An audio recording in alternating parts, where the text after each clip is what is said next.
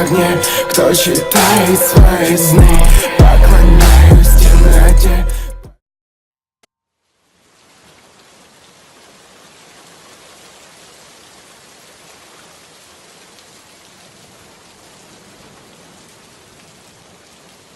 The Ice King continued to rule over his land as a dictator, executing anyone he deemed a threat to his rule. After the first attempt on his life, there were many more plots to assassinate the Ice King, but they all failed miserably and ended with the deaths of all the people involved and their families' deaths as well. Eventually, the people under the Ice King's rule learned that they were powerless against him, and decided that it would be best if they just did nothing. This idea of letting the Ice King do as he pleased continued for many years, and it was hell for the Ice King's entire kingdom. But one day, the Ice King found a power that would expand his kingdom and expand his rule. He discovered the power of dimensional travel. The Ice King had found other dimensions, in which he decided that he would rule.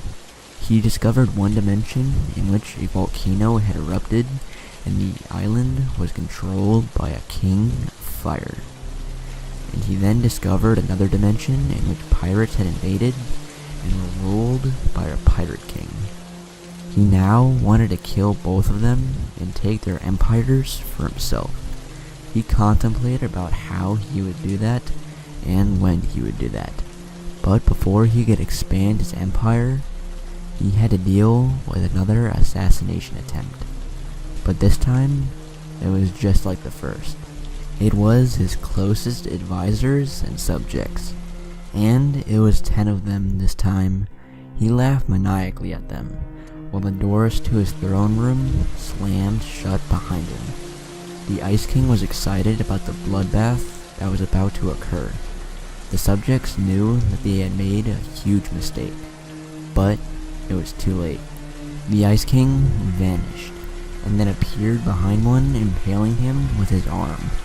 The other subjects tried to attack him, but the Ice King dodged it with ease. The Ice King then lunged at 3 of the subjects at blinding speed and snapped all of their necks. He then released his ice hounds, which ran towards and devoured 2 more of the subjects. He called his ice hounds back and decided to finish them off himself. One of the remaining subjects ran towards the Ice King, but he vanished once more and appeared behind him, decapitating him with his ice sword. He then pulled out his frost axe, which he threw at one of the last subjects. The frost axe chopped the subject in half, and the 2 remaining subjects knew that their deaths were imminent. The Ice King smirked at one of the remaining subjects as a trapdoor opened below him. The last subject heard the screams and eventual death of the subject, and was now even more petrified. The Ice King slowly walked towards the last remaining subject and picked them up by the throat. He started to squeeze harder and harder until he eventually let go. At that moment, the Ice King started to beat the subject into a bloody pulp until his face was nothing but a flat pile of flesh. The Ice King laughed once more as the assassination attempt failed, and he got to have some fun.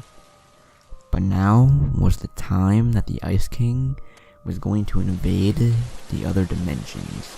The Ice King readied his armies and prepared to wage war against the Pirate King and the King of Fire.